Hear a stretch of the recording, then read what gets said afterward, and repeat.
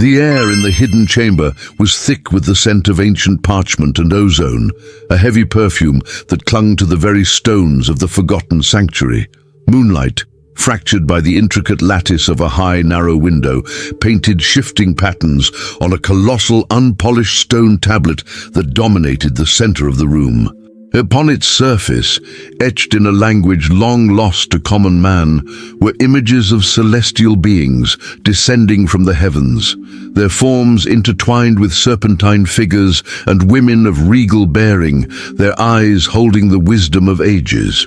Before this tablet, a single flickering oil lamp cast dancing shadows upon a worn, leather-bound book, its pages brittle with time.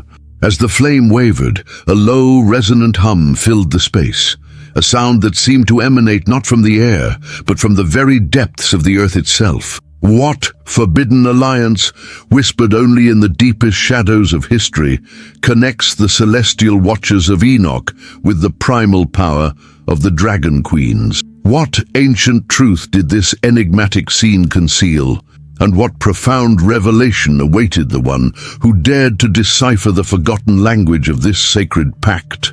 My name is Lyra, and the call to something beyond had been a persistent, almost haunting echo within my soul since my earliest memories. It wasn't a voice in the conventional sense, but a deep, undeniable resonance that pulled me towards the hidden currents of history, towards the whispers of forgotten lore, towards the shimmering edges of reality, where myth and truth intertwined. My journey began not in a grand temple or a bustling city, but in the quiet solitude of my own mind, in recurring dreams of a vast, desolate landscape where colossal figures descended from fiery skies, imparting forbidden knowledge to ancient civilizations.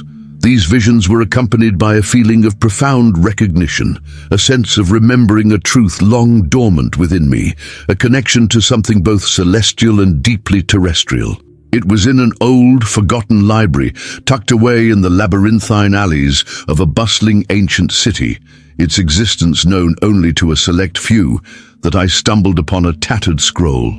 Its pages, brittle with age and smelling of dried herbs and ancient ink, spoke of the Book of Enoch, of the watchers who descended to earth, and of a mysterious, powerful feminine lineage, often depicted with serpentine or draconic imagery referred to as the Dragon Queens. The scroll hinted at a forbidden alliance, a sacred pact between these celestial beings and the earthly priestesses, a union that birthed a new understanding of cosmic and terrestrial wisdom. This library, with its scent of aged paper and forgotten wisdom, its shelves laden with scrolls that seemed to hum with ancient energy, became my first sacred setting, a silent sanctuary where the seeds of my true quest were sown, where the whispers of my visions began to take tangible form, urging me to seek the truth of this ancient, enigmatic connection. The path unveiled by these ancient scrolls and my recurring visions was not one of easy discovery, nor a linear progression, but a profound journey of introspection and arduous self-confrontation, a spiraling descent into the depths of my own being. Each symbol deciphered, each cryptic verse pondered, each meditation undertaken brought a new layer of internal resistance to the surface, challenging my preconceived notions and comfortable beliefs. There was the gnawing doubt that whispered of madness, of chasing phantoms in the vast desert of esoteric knowledge, abandoning the solid ground of conventional thought for dangerous illusions. There was the profound fear of abandoning the comforting certainties of the known world, of severing ties with the familiar narratives of history, of stepping into an abyss of the unknown. And there was the terror of confronting revelations that might shatter my understanding of the world, leaving me adrift without an anchor, without a familiar shore. External resistances manifested subtly, not as physical threats or overt persecution, but as insidious tests of spiritual resolve. Whispers of scorn from those who clung to conventional dogma, their eyes reflecting suspicion and misunderstanding, moments of profound isolation where the world seemed to turn its back, leaving me feeling utterly alone in my pursuit. There were also encounters with enigmatic figures, members of a clandestine order, the keepers of the Enochian scrolls, who spoke in riddles and parables, challenging my understanding and commitment, pushing me to look beyond the literal. I remember one such encounter vividly in a secluded garden, where an old woman, her face etched with ancient wisdom, her eyes holding a knowing glint, simply said, "The truth is not found in what is written, but in what is felt, young one. Are you willing to feel the echoes of a silenced voice, to embrace the fire of both heaven and earth?" Her words resonated deeply, forcing me to confront my own inner darkness, my attachments to intellectual understanding, my ego's need for concrete proof, my fear of my own power. I learned of ancient entities, forces of stagnation and imbalance, who sought to keep humanity bound to a limited narrative, to the cycle of ignorance and fear, by obscuring the true light of this forbidden alliance. I understood that the perilous revelations that awaited those who dared to pierce their veil were not external dangers, but internal transformations, a stripping away of all that was false, a dismantling of inherited beliefs, a burning away of all that was not authentic. The journey was a series of profound losses, the loss of my simplistic understanding of history, the loss of my fear of societal judgment, the loss of the self I had carefully constructed over a lifetime, piece by painful piece. Each loss, however, brought a deeper understanding, a clearer vision of the path ahead, a sense of shedding old skin to reveal something more authentic, more ancient, more aligned with the sacred feminine and the celestial wisdom. The deeper I delved, the more I felt the presence of both the Watchers and the Dragon Queens, not as distant mythical figures, but as living, breathing archetypes, their ancient wisdom and boundless power urging me forward, even as the fear tried to hold me back, preparing me for the ultimate revelation. The climax arrived in the heart of the subterranean chamber, the very place where my journey had begun, a sanctuary hidden from the eyes of the uninitiated, a nexus point where the energies of earth and sky converged. The air was now charged, almost electric, carrying the faint scent of ozone and ancient power, and the pulsating crystal in the ceiling intensified its glow, casting vibrant, shifting colors across the cavern. In the center of the chamber, the swirling vortex of mist had grown, now forming a shimmering, ethereal portal, a gateway to another dimension, another time. Around its edge, the ancient carvings of celestial beings and powerful women seemed to come alive, their eyes glowing with an inner fire. As I stood before the portal, my heart pounding with a mixture of awe and trepidation, a profound stillness descended, a silence so deep it seemed to absorb all sound, all thought. My hands, guided by an unseen force, rose instinctively, mirroring the ancient gestures depicted on the walls. As my fingers touched the shimmering surface of the mist, it parted, revealing not a landscape, but a vision of pure, incandescent light, within which coalesced two distinct yet interwoven forms. One, a towering, luminous being with eyes of profound wisdom, radiating an otherworldly intelligence. The other, a magnificent ethereal dragon, its scales shimmering with all the colors of the cosmos, embodying primal earth power. It was then that the truth, the profound revelation of the Forbidden Alliance, flooded my consciousness, not as a concept, but as a direct, visceral experience. I saw not a single historical event, but an unbroken lineage, a sacred stream of wisdom flowing through generations, carefully guarded and passed down, waiting for this very moment. The Forbidden Alliance was not one of transgression, but of integration. The Watchers, beings of celestial knowledge, descended to share cosmic truths, and the Dragon Queens, priestesses of the earth, embodied the wisdom of the living planet. Their union was not one of sin, but of a profound alchemical merging of heaven and earth, spirit and matter, birthing a lineage of enlightened beings who understood the interconnectedness of all things. This alliance was deemed forbidden by those who sought to control and separate, to maintain a fragmented reality. The Dragon Queens were the terrestrial anchors for the celestial wisdom, ensuring its integration into human consciousness, guiding humanity towards a higher evolution. The impact was overwhelming, a wave of pure, unadulterated truth that simultaneously shattered and rebuilt my entire being, dissolving all previous limitations and expanding my consciousness beyond measure. I felt a connection to every sentient being, to every star in the vast cosmos, to the very fabric of existence, a profound sense of belonging to something infinitely vast and ancient, yet intimately present. It was a revelation that transcended words, a direct communion with the source, a memory of a time when I, too, was part of that sacred lineage, an emanation of this forbidden yet divine alliance.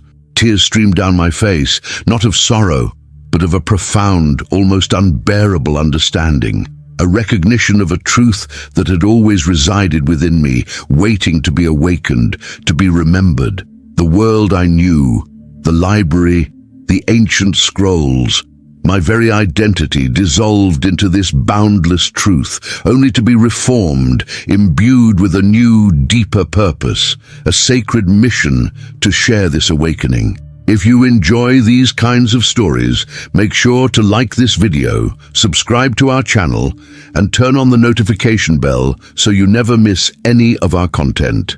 And tell us in the comments where you are watching from.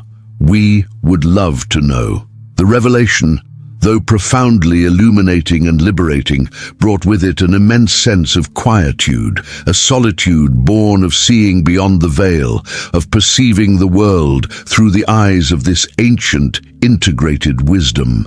The world I had known, with its clamor and distractions, its superficial concerns and fleeting pleasures, now seemed distant, almost translucent, its illusions starkly apparent, yet no longer binding. I chose a period of profound contemplation, retreating from the bustling world and the company of others, seeking refuge in a secluded ancient forest, a place where the wind whispered ancient secrets through the leaves of colossal trees, and the dappled sunlight offered solace, its shifting patterns a constant reminder of the dynamic truth I had witnessed. There, under the boundless canopy of the forest, with the earth as my bed and the stars as my ceiling, I entered a state of deep meditation, a profound stillness that allowed the insights to integrate, to settle into the very core of my being, transforming me from the inside out. The forest became my sanctuary, the ancient trees my teachers, their silent strength reflecting the resilience of the spirit, the changing seasons my rhythm, mirroring the cycles of life and death, of awakening and slumber. I spoke in codes, in metaphors, to the rustling leaves and the flowing streams, to the silent stones and the soaring birds, attempting to translate the ineffable into something comprehensible, even if only to myself, knowing that the full truth was beyond human language, beyond the grasp of the rational mind. The conflict within me, the struggle to reconcile the gnostic truth of the forbidden alliance with the limitations of human perception, with the demands of earthly existence, slowly dissolved into a profound insight. The separation between heaven and earth, spirit and matter, was an illusion. The sacred union, once deemed forbidden, was the key to humanity's true potential, waiting for us to remember our own integrated nature.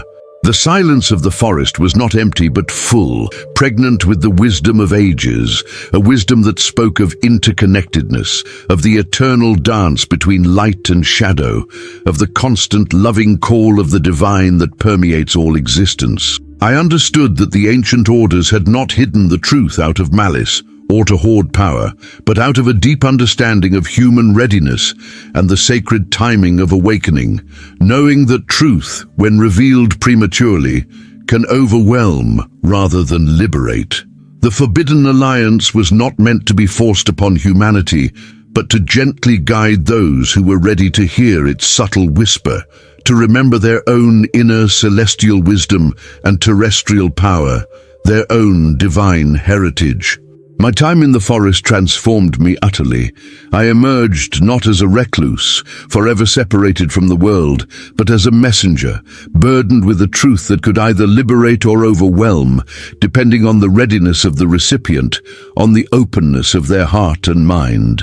I knew I could not simply speak of what I had seen, for words alone would be insufficient, easily misunderstood or dismissed.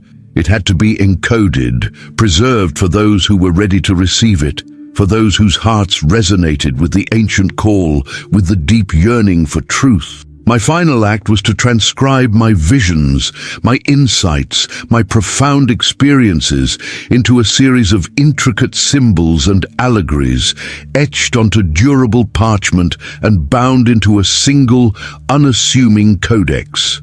This codex, filled with the gnostic revelation of the forbidden alliance between the Watchers and the Dragon Queens, the wisdom of integrated cosmic and terrestrial power, and the path to spiritual liberation, I then concealed within a forgotten niche in the very subterranean chamber where my journey had begun, a place accessible only to those who possess the key of true understanding, a key not of metal or earthly power, but of an awakened spirit, of a heart attuned to compassion and wisdom, a mind open to the mysteries.